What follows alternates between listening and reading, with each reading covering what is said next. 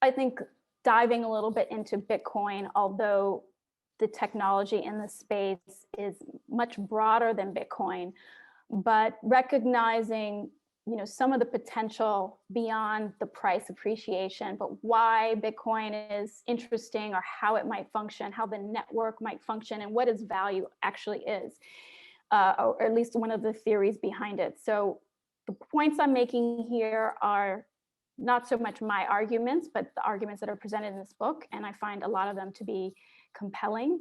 So I'll just take maybe like 15 minutes of our session here to go through these slides, and then we can have a conversation and refer back to the article that I shared for the reading for today.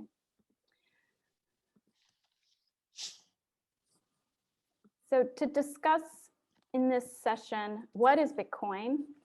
What is Bitcoin good for? Bitcoin's monetary uniqueness, and what a Bitcoin standard would look like. And some of this we've covered, over the session. Some of this will be a review, that Bitcoin was designed as a peer-to-peer electronic cash system. And its uniqueness has to do with the question of what makes for good money. What is it that the free market chooses, and this concept of hard money versus soft money. So if you follow along on Instagram, you may see me hashtag like hard money, strong hands. And so this question about Bitcoin's uniqueness has to do with its hardness as a quality for money, and a recognition that people want to save in hard money to preserve wealth in the future. And it has very much to do with the purchasing power of your money, and forms of money. If we think about money as, its technology as a particular object that we're using, whether that particular object being used as money is easy to produce over time will, impact its ability to store wealth for the future. So why must money be hard? Anything can be used as money if it's held as a store of value and can be used in exchange. So the material that's actually used can be measured for its effectiveness if it's incentivizes the production of more money. So thinking about gold, for example, if the price of gold rises, then there's an incentive for producers to actually produce more gold, because then they're making more money for that activity. But that excessive production also brings the price down, so that if there's too much of the quantity of something, then its value decreases and it becomes less effective as a store of value. So only things that are hard to make succeed as money in the long term.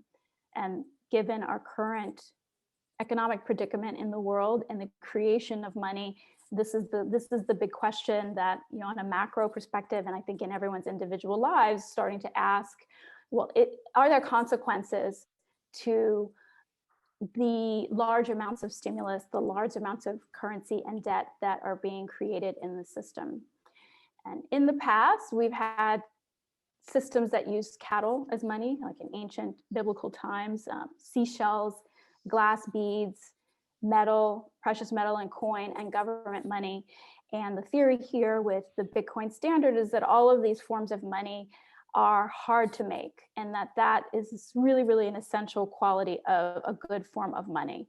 And further to that is this concept that a hard money will sort of destroy easier money that's in society. So if there's a technology that is easy to create additional units of money, whether that's from sort of shaving the metal content off of coins, or potentially in our case, printing additional units from a digital screen, this can destroy the value if there's another technology or another form of money that is harder to produce than the easier form of money. So the standard monetary metal that we're all familiar with is gold. And gold here is, it says that, gold demonetized all other metals by the end of the 19th century. And so compared with all other metals, gold is the hardest to produce, and its new supply is very, very limited compared to the existing supply. Relative to national currencies, the stats in this book were 32.15% is the average increase in supply of national currencies. And that stat is from, a couple of years ago. So I think I haven't had a chance to look at what the supply increase on average was last year, but we looked at last week, I think we've seen some of those graphs of the money supply just kind of going vertical. So the supply of a good form of currency should grow slowly, according to this theory, and that if a bad form of currency grows at a very increased rate, then it will eventually collapse if there's another harder form of money in society. So with the total supply of Bitcoin being fixed at 21 million coins, the additional amount of Bitcoin added to distribution decreases over time. And we're at 18 million or so already produced released from the algorithm. So we're declining in terms of the amount of Bitcoins that are remaining to be produced. And as they circulate and trade in the marketplace, you're seeing at this moment, you're seeing the price rise, which is a function of supply and demand. And definitely a number of kind of critiques, or I think worries about Bitcoin from a systemic perspective, is that as it grows in scale, in acceptability, in legitimacy, and demands increasing, sort of tracks increasing amounts of other forms of value, will it create a stability issue relative to our existing forms of currency? Fiat currency, sort of government issued currency. So Bitcoin's monetary uniqueness, it's further kind of articulated here, something chosen as a store of value where production increases at the margins. So in terms of its price going up, creating an additional supply of that unit. What's unique about Bitcoin is that additional price appreciation does not create a larger amount of supply in the system. And that has to do with its mining algorithm and something called a difficulty adjustment. But basically the whole program sort of makes it harder to produce a Bitcoin, the more expensive it is. And as the price declines, it's easier to produce a Bitcoin in terms of the amount of computing power it takes, but this makes sure that there's always like a steady distribution of new Bitcoin released into the economy. So this is quite unique. Theoretically, almost every other commodity that we have could be produced with enough resources. So even though mining gold is very expensive and produces a tiny amount of new gold in the global economy, you could imagine if the price of gold were to like triple or 10x, that rational actors would stop what they're doing in some other business capacity and devote more capital resources to mine gold, and that would increase the supply even at the margins. But with Bitcoin, there's no amount of capital that you could throw at Bitcoin that would increase the rate of production. So putting more capital at work to Bitcoin may increase the price because the supply, not only is the total supply constrained, but the amount that's distributed is also fixed. So the view here is that this creates a positive feedback loop in terms of having a very, very hard form of money that we've really never seen. Security in Bitcoin having to do with there being no single point of failure. There's not a single kind of critical infrastructure. I think since our last meeting, we had the tragic circumstances in Texas and across the Southeast and experienced catastrophic infrastructure failure. And part of, I think what the mantra is around Bitcoin and decentralized networks is in fact not having these centrally controlled mechanisms, and that will support resiliency in whatever systems we're using, including our systems of money. With Bitcoin, there's not a single individual or organization. Now, there are lots of important individuals and important organizations, but it looks very different from having, say, the Federal Reserve or a centralized system that kind of controls the supply, or there being a political system that very much is in control of monetary policy. So the protocol being open source, it's always open. Any one of us can go and download this software and run the nodes on our own computer and see the ledger, see the transactions transpiring in real time, and watch that every 10 minutes. You don't have to trust what I say. That's, the whole mantra is don't trust but verify. Everything I'm saying about Bitcoin and how it's structured is observable. And although it might take some interpretation to kind of make sense of the information, but it is transparent, and more kind of user interfaces are being built to make that data even more accessible and understandable. So this is alleged to be the hardest money ever invented, and is now available, worldwide, anyone with an internet connection. A couple of other points here on the voluntary nature of Bitcoin. So another, I think, really important point for Bitcoiners is that it's outside of our current monetary system, and it's outside of a political system, or it transcends a political system. And this level of voluntariness is very important, especially in the backdrop of, we had some recent military activity in the Middle East, and I think a lot of Bitcoiners were commenting that, kind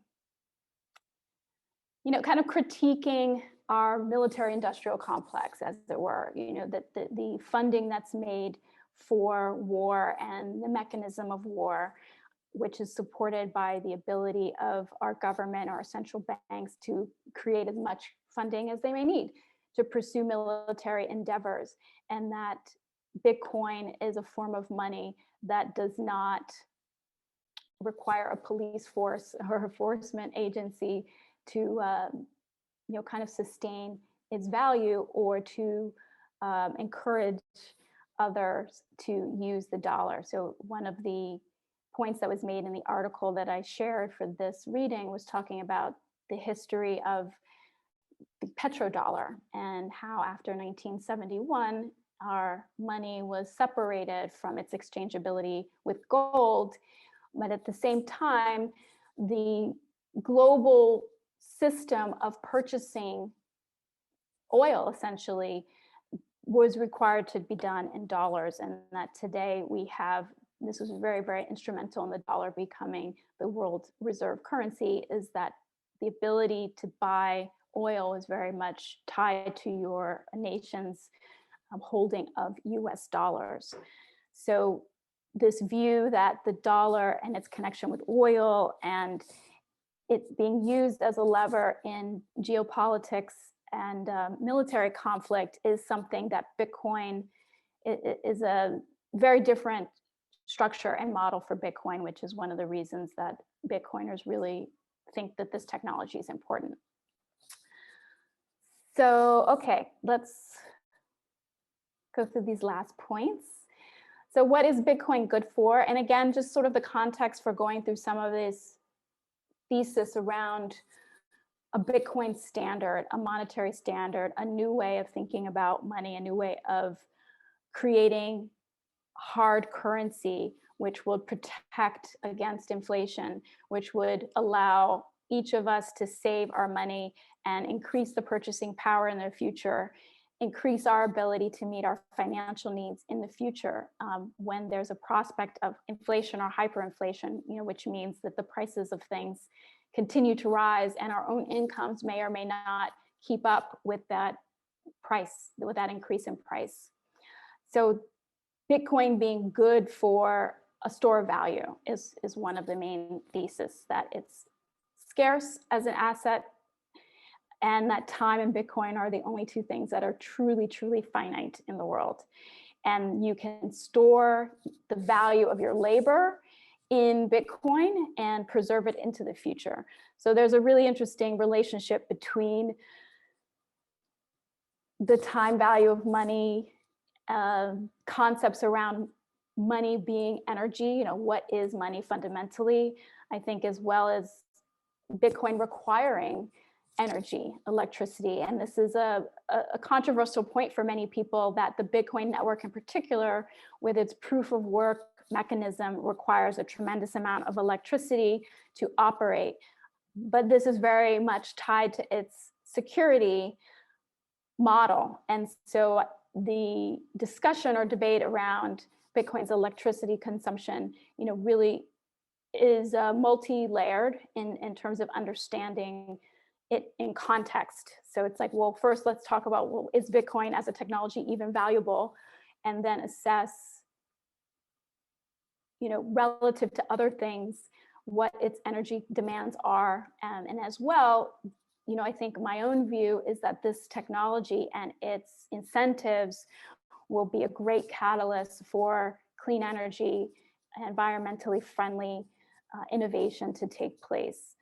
So, and also just as a side note, about 70% of Bitcoin's mining is green, is hydro. So there's a profit incentive for your electricity inputs in Bitcoin to be as cheap as possible.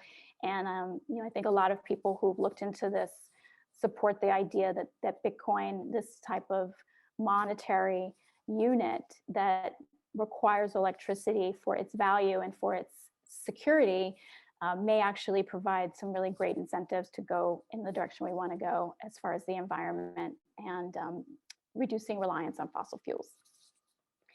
So the other points about what Bitcoin is good for: individual sovereignty, being your own central bank, which is at a practical level not something everybody wants to do, but just in terms of its inherent value, it being harder to confiscate, easy to send around the world, a very low risk option for citizens and individuals to have some control over their savings and their purchasing power and their wealth into the future.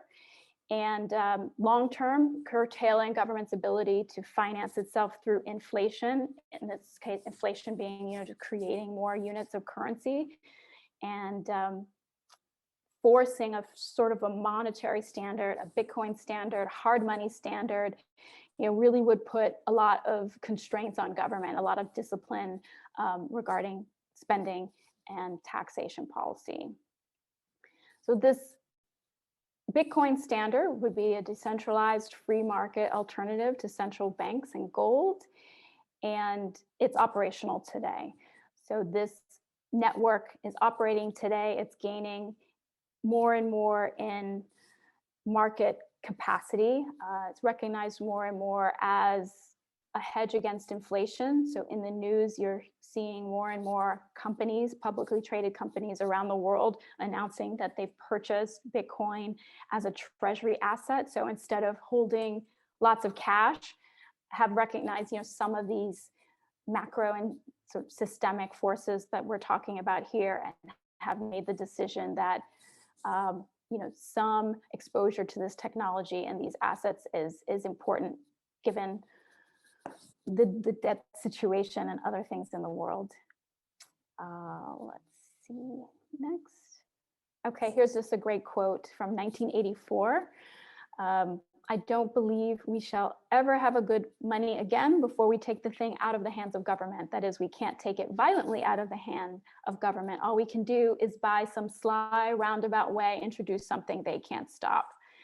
So it's debatable whether Bitcoin is something that's out of the hands of government entirely, or whether it's something that government can or can't stop. But I think it's an interesting thought experiment, and certainly something, if you look back at 1984, just this prospect of a form of money that is independent from the state, and what kind of discipline or what kind of pressure that it would put on our political system to maybe be more responsive to the people that it's meant to serve.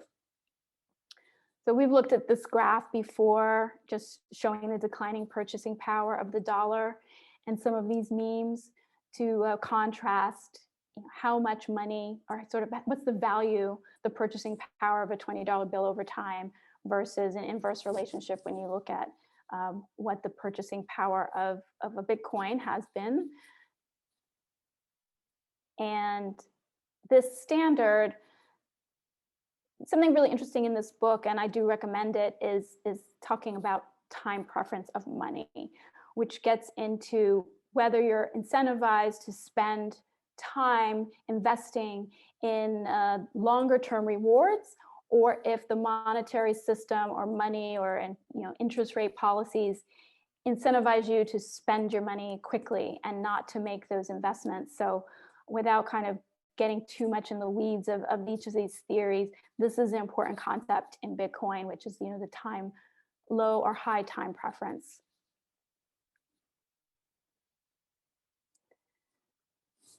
Limited government. So this idea that if the money that we're using cannot be created out of thin air, that it kind of puts a constraining factor on what our elected officials can spend or decide to do. And that number 3, the standard would improve the pricing mechanism for capital markets.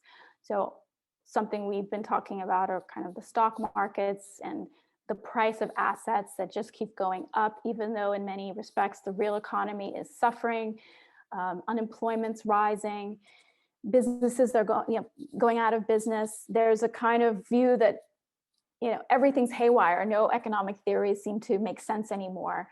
And so the idea with a Bitcoin standard is that it would provide some more rational pricing mechanism to understand risk in the market and allow capital to flow where it should and where it's most efficient, and avoid the bubbles, avoid some of the boom and bust cycles that we've been experiencing. So with that, I will stop sharing and pause and open it up for any comments, discussion. Yes. Hey, I'm curious what has any of the conversation been around how the nearly 8 billion people on Earth, from a UBI perspective, how will people get their proportional share? You relate where I'm coming from? How will they Yes, get their their Bitcoin share under the UBI concept? right. Well, Okay. you've touched on, I think, one of the key questions in terms of UBI is where that money is coming from and who is administering it. So where Bitcoin's concerned, it's not centrally held. It's held by individuals and increasingly institutions. The article that I shared by Arthur Hayes, he writes that he doesn't believe any governments are really currently holding Bitcoin, or central banks. I mean, certainly not ours. I've seen that in other nations, Iran or Venezuela, have government mining operations and maybe mining Bitcoin as a way of trying to respond to their monetary problems and being cut off from the world financial system.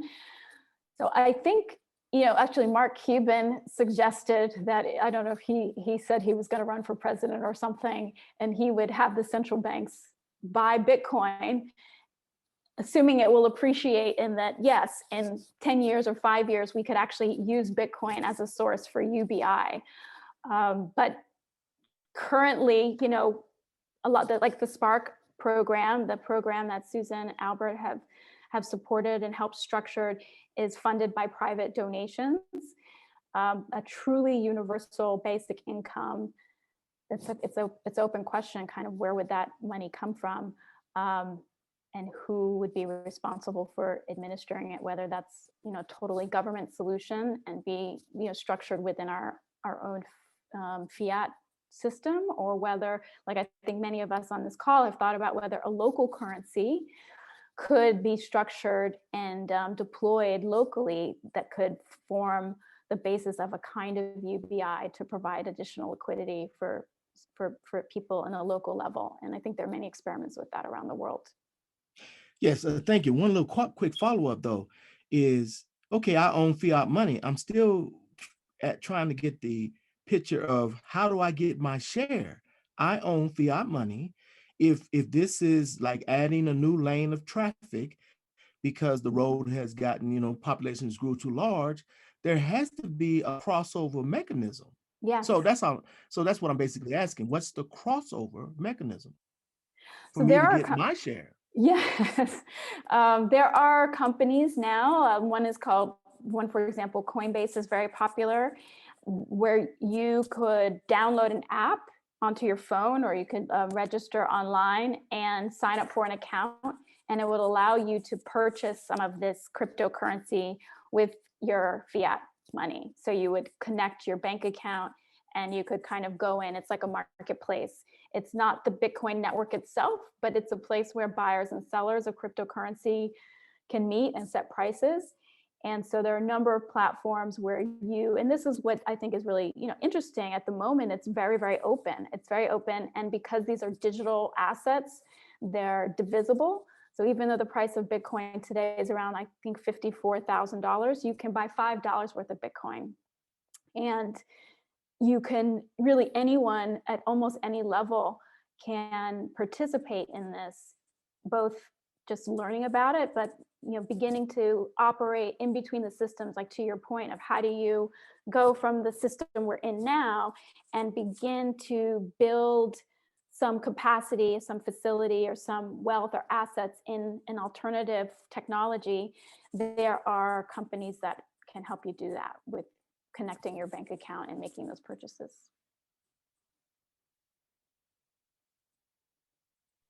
Thank you. Thank you. Sure.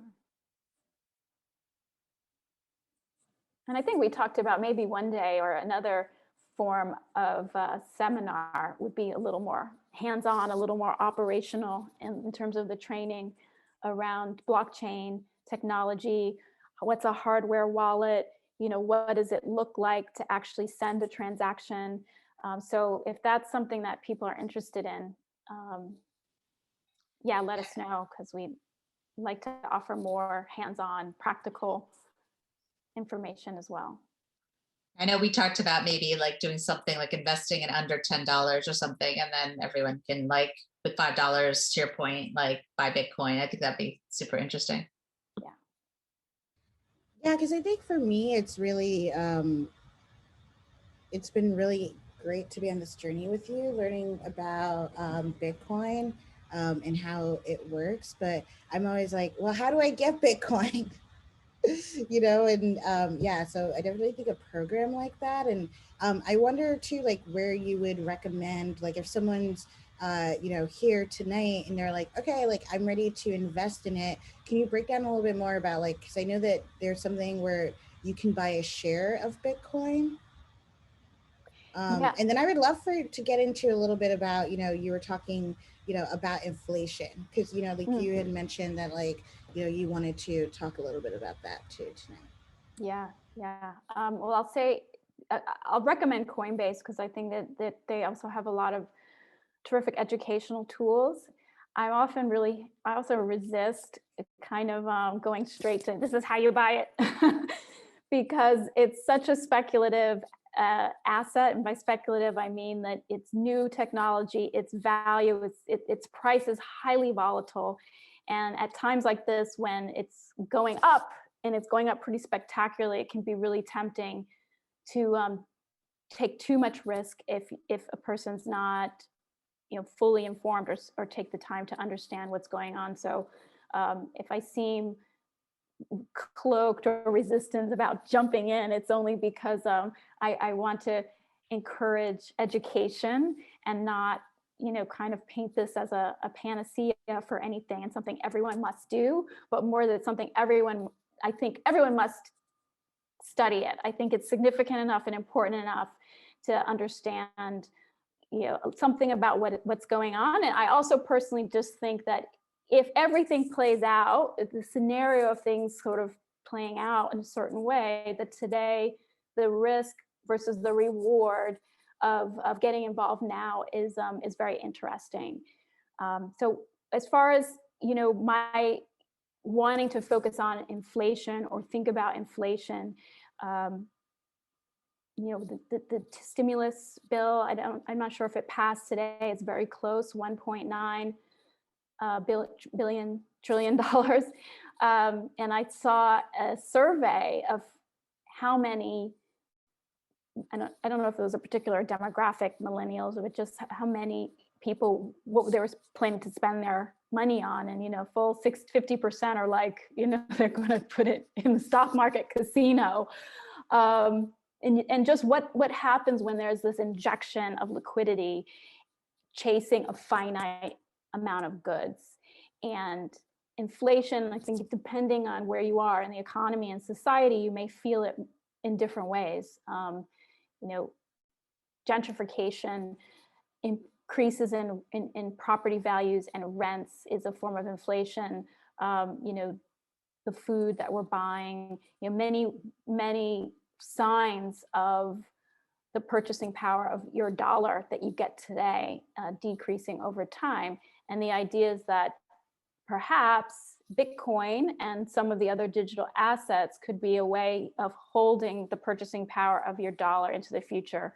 So that if you had $5 today and the price of some goods that you need to buy increases by by 10%, say a month from now or a year from now, you're actually poorer even though you still have $10. Whereas if you were to put $10 in Bitcoin or even $1, if you put $1 in, say, Bitcoin, and if Bitcoin were to appreciate, by tenfold, then you'd actually have more purchasing power that outstripped the increase in expenses that you'd have to spend. So it's a way of diversifying, I guess, your risk of not having as much ability to keep up with expenses by saving some of your money, not just in cash, but in some of these alternative currencies. Have you commented on, you mentioned Coinbase, have you commented on the Gemini exchange, Bitcoin exchange, or the Facebook toe in the water where they were doing that idea?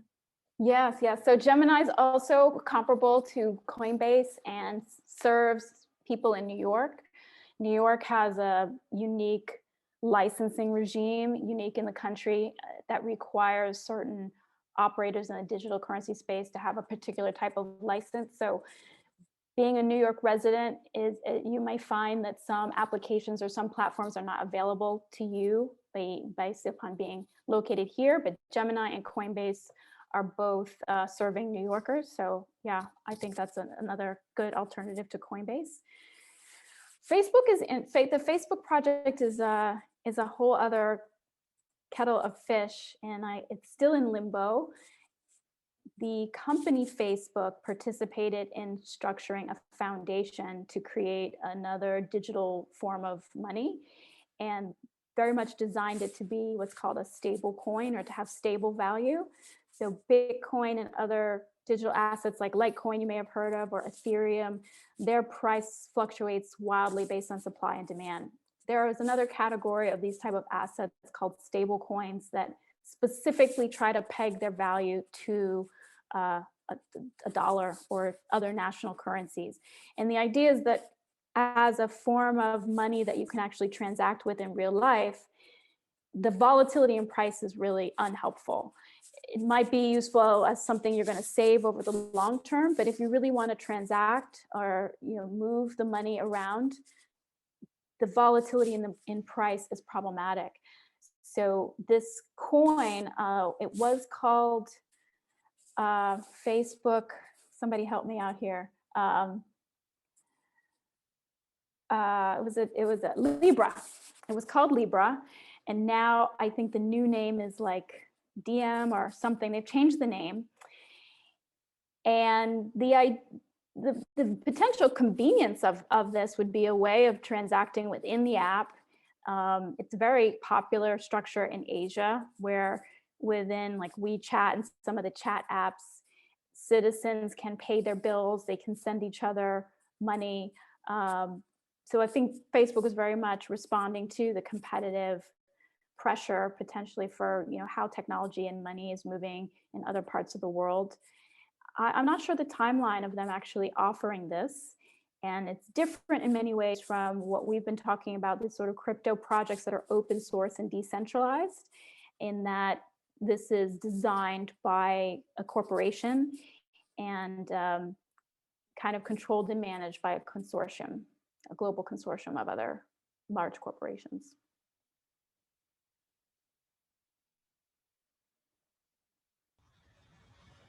So what do you think? Because I think it happened like a little bit after the last money problems, but Elon Musk going all in with Tesla, with Bitcoin, like what does that mean for the Bitcoin like market, you know?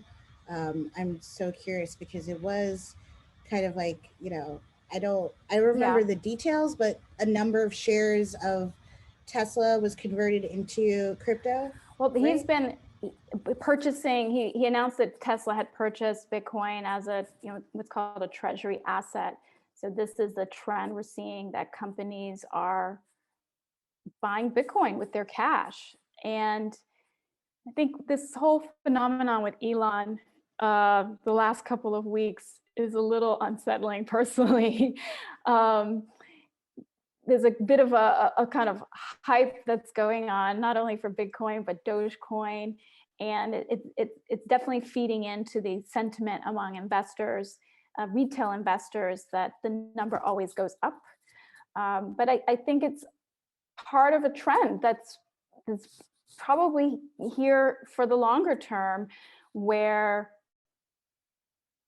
this question about what's happening with our national currency and its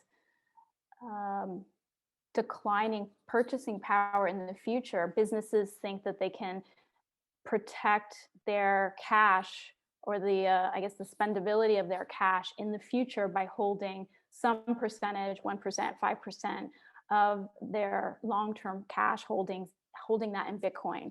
And that a little bit of Bitcoin mixed with other assets provides a good hedge against inflation.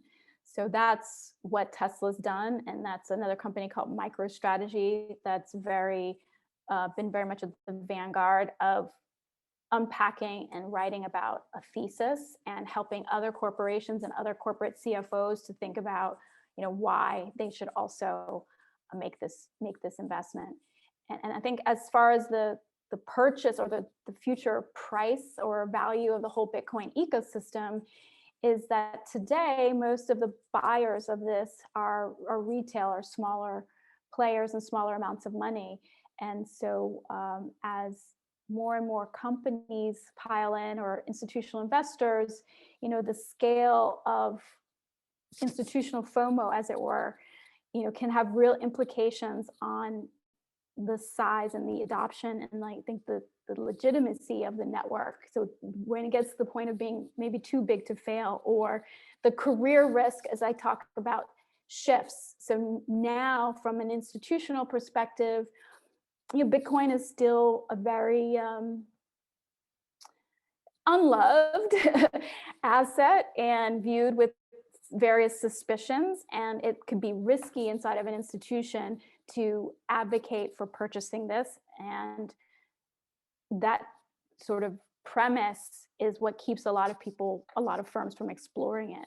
But if there's a certain critical mass that begins to adopt having this asset on the balance sheet, then the career risk kind of switches the other way, where those who have become Bitcoiners do better in terms of their performance, and their bosses say, well, why didn't you get into Bitcoin, and why are we late? And I think the Arthur Hayes article I think touches on this in terms of that risk, and whether you'd rather, oh no, I'm sorry, I'm thinking about another shareholder letter I was reading today of a recent corporation that bought Bitcoin, which was, do you want to miss, the best investment opportunity of a generation, and that's worse than making a mistake. And I think, just to bring this home a little bit before we're at the end of our time, what does this mean for each of us as individuals? And, how do we wrap our minds around, what does this mean for my life? I think recognizing, and why I wanted to talk a little bit about the big picture, is to suggest that this asset class and this technology is becoming increasingly integrated in the wider world, that yet it's something that you today, tomorrow, like in a half hour, could hold some of this. It's still incredibly accessible. You don't have to, you do have to open an account at a place like a Coinbase or a Gemini, but there's not a limitation in terms of, you have to be an accredited investor, which is usually the situation for investing in some of the most high potential investment opportunities. So accredited investor is this category that says, you have $1 million in assets, or your income for a year is like over $250,000. And there's certain laws that we have that say, if you don't meet that standard, you can't invest in certain investment opportunities. And the idea is to sort of protect the general population. Our securities laws over the decades have been evolved to protect the public from bad actors who prey on people who may not have as much money or may not have the sophistication or education in financial matters. So that's a good thing, but in some ways, I think it compounds the problem of wealth accumulating with people who already have wealth. Because if some of the best investment opportunities, like say, if you were able to buy Facebook stock for, $5 before the company went public, those people who were able to do that did incredibly well. So what's exciting, one of the things that's exciting for me about the digital asset space, these assets that trade on public markets, is that it's kind of like being able to invest in a really, really early stage tech company. It's not a tech company, it's this new kind of invisible or virtual commodity in many cases. But the potential return on that investment is really, it has proven itself so far to be quite interesting. And I don't think there's been a moment in time where people of such a variety of economic situation can actually, participate in something like this. So this prospect of inflation that we're facing, along with a lot of other systemic issues we've been talking about, it's like, well, what can we do? So part of what I'm positing here is there might be this other technology that, if you assess your own kind of financial needs, your own capacity to save, and that's really how I like to think about, or how I like to talk about getting involved in cryptocurrency, is like, what's the amount of money that you're currently saving? What's your savings plan? And then some percentage of that. And if you don't have a savings plan, which is like also a thing, it's like there's not enough for the expenses, never mind saving. Thinking about, what does something sacrificial look like, given the potential for this to appreciate in value and actually help cushion your economic situation in the future.